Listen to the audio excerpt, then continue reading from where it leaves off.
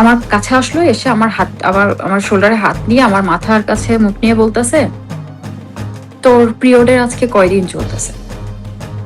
তো মানে আমি আপনার বললাম পিরিয়ডের যে ডেট আমার টাইমিং সেটা আমার জানতে পিরিয়ড চাচ্ছে।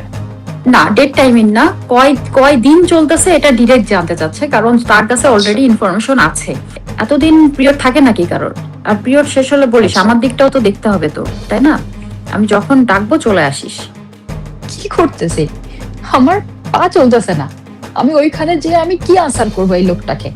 এই লিস্টে রিজিও সুরাইয়া পাওয়া আছে, এই লিস্টে আমার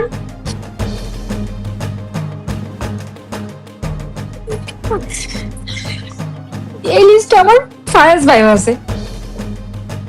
এরা পুরো আমার ক্যারিয়ারটা ধ্বংস করে দিবে।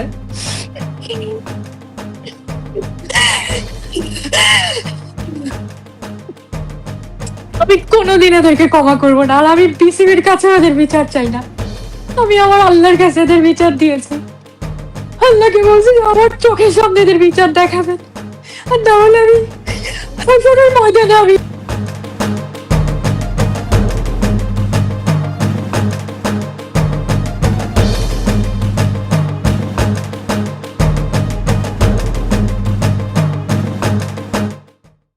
I faced several times, not once. I faced মানে several এটা times, এটা কি এটা কি and আপনার টিমের ভেতরের লোকজনই এটার সাথে ইনভলভ ছিলেন? definitely হয় না যে আমরা যখন টিমের সাথে ইনভলভ হুম, থাকি জি তখন কিন্তু আমরা চাইলেও অনেক কিছু কথা বলতে পারি না। আর যখন এটা আসে হচ্ছে আপনার ব্রেড অ্যান্ড বাটার, জি যখন আপনাকে 2-4 জন মানুষ চিনছে, তখন আপনি চাইলেও কিন্তু অনেক কিছু বলতে পারবেন না বা প্রোটেস্ট করতে পারবেন না।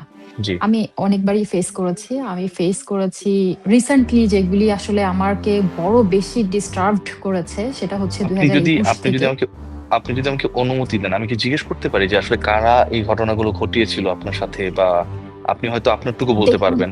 যা দেখুন জি, আমি একটু যদি কি বলা এখন সম্ভব? আলটিমেটলি ক্রিকেট আমার ফ্যামিলি, আমি অবশ্যই জি বলবো। আমি এজন্য কথা বলবো যেন আমি হয়তো ওখান থেকে সেভ হয়ে বেঁচে এসেছি, আমার জি মতো আপু আরো 10টা মেয়ে বেঁচে ফিরতে চাইবে, হয়তো 10টা মেয়ে চিন্তা করবে দরকার নেই, আমি যেমন আছে চলুক। জি সবাই কিন্তু কম বেশি ভালো মন্দ নিয়েই তো পৃথিবী।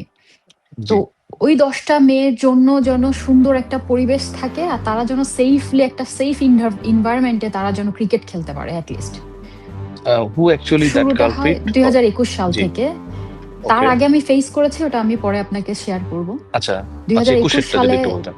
2021 সালে বাবু ভাইকে দিয়ে, সরফরাজ বাবু কোঅর্ডিনেটর, বাবু ভাইকে দিয়ে তৌহিদ ভাই আমাকে অ্যাপ্রোচ করে।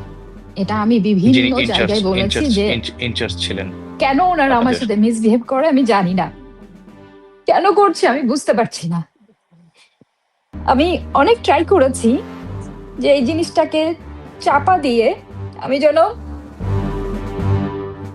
ভালোভাবে ক্রিকেটটা খেলতে পারি, কিন্তু যখন আমি টেকনিক্যালিটি নাই করেছি তখনই পরের দিন থেকে মঞ্জু ভাই আমার সাথে খারাপ ব্যবহার করা শুরু করছে, অপমান অপদস্থ। আর আমি তো আসলে অভ্যস্ত ছিলাম না এরকম অপমানে। 2-10 জন আমাকে চিনে সম্মান করে, ওখান থেকে আসলে শুরু হয়। তৌহিদ ভাই আমাকে সরাসরি কখনো নিজের থেকে অ্যাপ্রোচ করেনি, বাবু ভাইকে দিয়ে অ্যাপ্রোচ করে। এবং আমি যখন আমার 1.5 বছর পরে আমি যখন সিও স্যারকে আমার চিঠিটা দেই, অবজারভেশন লেটার, আমি ওখানে কখনো লিখি নাই বা বলি নাই কমপ্লেন লেটার, আমি লিখেছি, আমি বলেছি অবজারভেশন লেটার। আমি সিও স্যারকে ওইখানে সম্পূর্ণ সবকিছু A to Z আমি উল্লেখ করেছি, বাবু ভাইয়ের সাথে আমার কি কি কথা হয়েছে, কি কি ঘটনা ঘটেছে। আমাকে বাবু ভাই বললো সুন্দর করে, তৌহিদ স্যারের বিষয়টা একটু দেখে না পা। তা আমি বলেছিলাম যে ওনার বিষয়ে আমার দেখার কি আছে, উনি জাস্ট ইনচার্জ, উনি আমাদের এখানে নতুন দায়িত্বে এসছে, ওনার ব্যাপার কি দেখার কি আছে?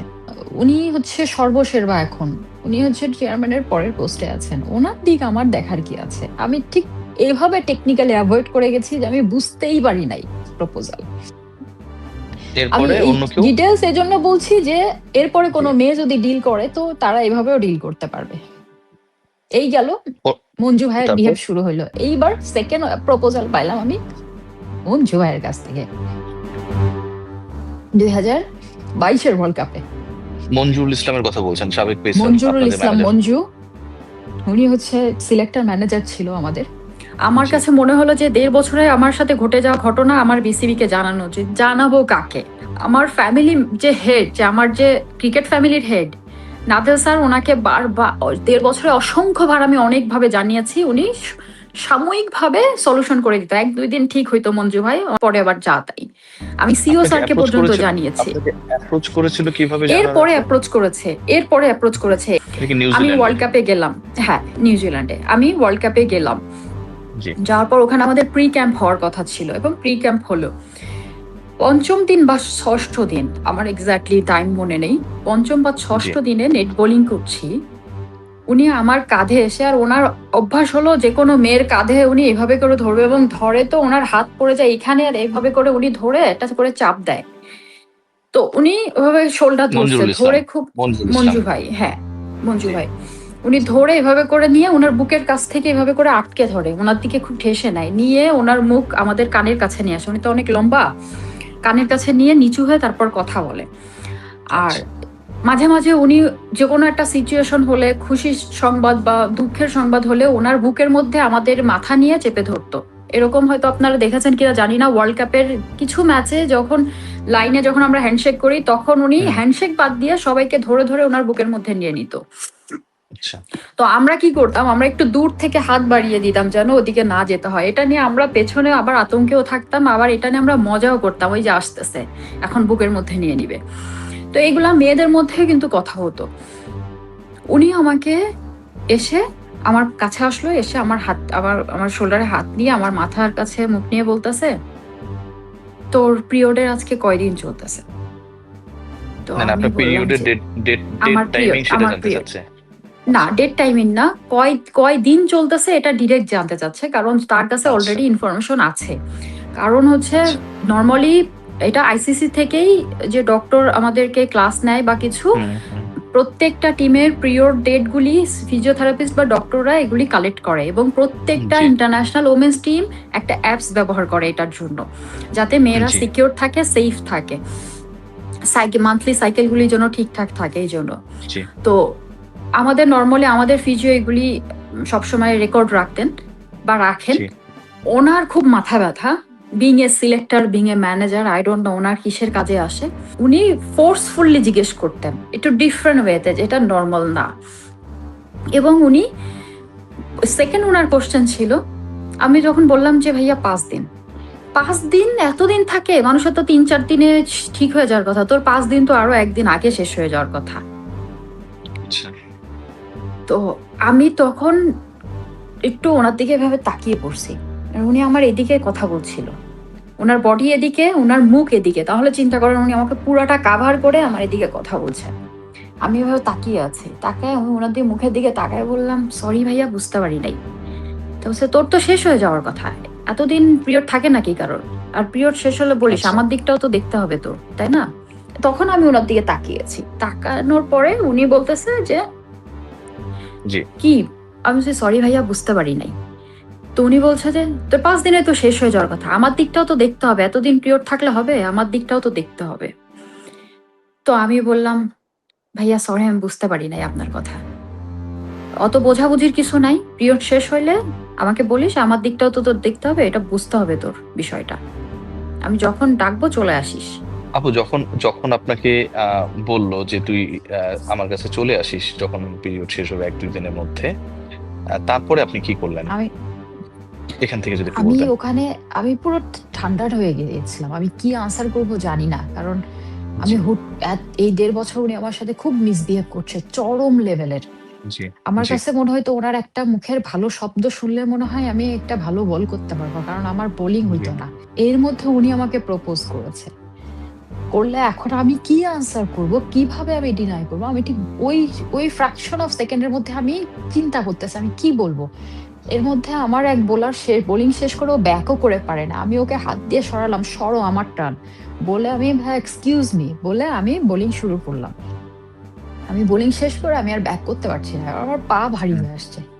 আমি জি বলতেছি আমি কি করতেছি, আমার পা চলতেছে না। আমি ওইখানে যে আমি কি আনসার করবো এই লোকটাকে? আমি কি এখান থেকে সার্ভাইভ করে ফিরতে পারবো? আমার কথা হচ্ছে ভাই যার যা ইচ্ছা করো, আমাকে কেন টানতেছো এর মধ্যে? আমি ওখান থেকে কোন রকম আসলাম, এসে আমি একটা মনে একটা ভাব দিলাম, পাশের নেটারের সাথে আমি দাঁড়ায় দাঁড়ায় কথা বলতেছি, যেন আমি ওর সাথে কেমন কোনো একটা বিষয় আলোচনা করতেছি। আমি ওখানে টাইম কিল করলাম। ওরে ফিরতে ফিরতে তারপর উনি ওইখান থেকে মুভ করছে। দেন গিয়ে আস্তে আস্তে যখন কোনোভাবে আসলে আনসার পাই নাই, ফিডব্যাক পাই নাই, তারপর থেকে আবার শুরু হলো আমার সাথে মিসবিহেভ।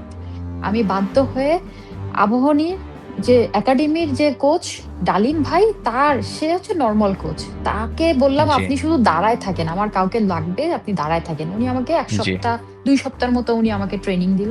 জি আর জি ডিকেন্স ভাই, ফয়সাল হোসেন ডিকেন্স ভাইকে তো চিনেন আপনি। জি জি জি অবশ্যই চিনি। ডিকেন্স ভাইয়ের প্রিমিয়ার লিগ চলতেছিল, উনি দেখে আমি একা একা বোলিং করতেছি, কেউ নাই জি আমার আশেপাশে। জি উনি আমার কাছে গিয়েছে, বলে কি তুই একা একা প্র্যাকটিস করতেছিস কেন, কি হয়েছে তোর, কোচ নাই হুম তোর? তা আমি বলি যে ভাইয়া নাই। তো বলতেছে যে তুই প্র্যাকটিস কর, আমি আসি। তোর কয় ওভার বল করবি? 4 ওভার করবো। আচ্ছা তুই কর, আমি জি দাঁড়ায় দেখতেছি। আমি বলছি, আপনি থেকেন না, আপনাকেও মানুষ উল্টাপাল্টা কথা বলবে, ওকে আমি কি বদার হুম করি কাউকে? তো জি আমি তখন বললাম যে আপনি আমার মায়ের পেটের আপন ভাইয়ের মতো একটা কথা বলছেন, আপনি আজকে থেকে জি আমার মায়ের পেটের আপন ভাই। আমি ওনাকে এই কথা জি বলছিলাম। জি তো উনি আমাকে 4-5 দিন গাইড দিলেন। একটা ফার্স্ট জি ডিভিশনের মেয়ে, তার সাথে এরকম একটা অ্যাবিউজিং এর একটা হচ্ছিল। তো সে আমাকে সরাসরি ফোন করে বলে, আপু আমি আপনার হেল্প চাই, আপনি ছাড়া আমি কাউকে পাই নাই, সিনিয়রদের মধ্যে হোক বাট কারোর কাছে আচ্ছা, সাহস পাই নাই, আপনি আমার এটা একটা কি প্রথম বিভাগ ক্রিকেটে? হেল্প করেন। প্রথম বিভাগ ক্রিকেটে? প্রথম বিভাগ ক্রিকেটের।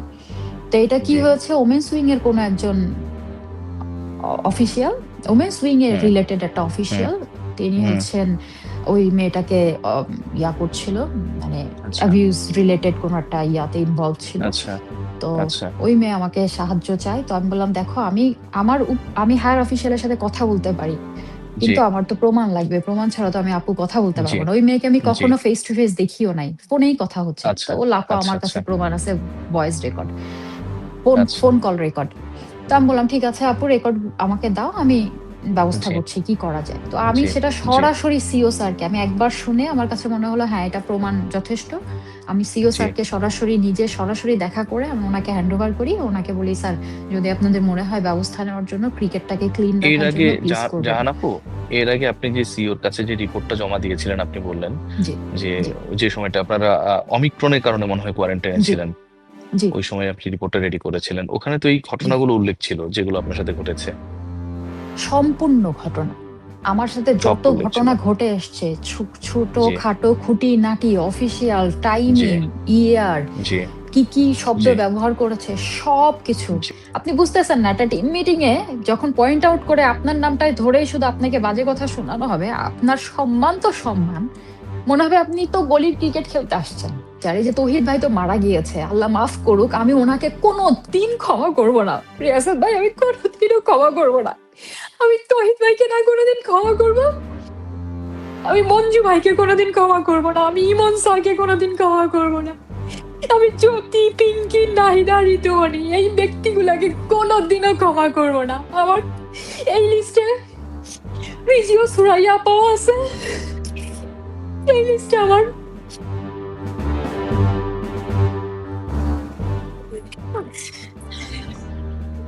আমার ফায়াজ ভাইও আছে। এরা পুরো আমার ক্যারিয়ারটা সব ধ্বংস করে দিছে।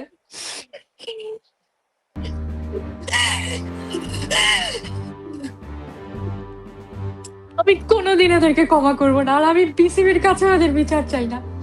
আমি আমার আল্লাহর কাছে এদের বিচার দিয়েছি, আল্লাহকে বলছি আমার চোখের সামনে এদের বিচার দেখাবেন, আর না হলে আমি হাসরের ময়দানে আমি এই বিচার নিব। দেখতে মোটামুটি হলেও কারোর খারাপ হয় না ভাইয়া। এই মানুষগুলা, তহিদ ভাইয়ের করেও তো মেয়ে আছে না, মঞ্জু ভাইয়েরও একটা মেয়ে আছে। আল্লাহ, আমি আমি আমার বিচার চাওয়ার সময় এটাও বলেছি, আল্লাহ তাদের মেয়েদের উপর যেন এটার প্রভাব না পড়ে, তারাও মেয়ে মানুষ। কিন্তু আমি এটা মেনে নিতে পারি না ভাইয়া। আমি শুধু এটুকু বলবো, আজকে আমি থেমে থাকবো না। আমি সবসময় বলেছি, ইফ টিচিং এর জন্য আমি সবসময় প্রতিরোধ করেছি, প্রতিবাদ করেছি। আজকে আমার সাথে এত বড় বড় ঘটনা ঘটে গিয়েছে,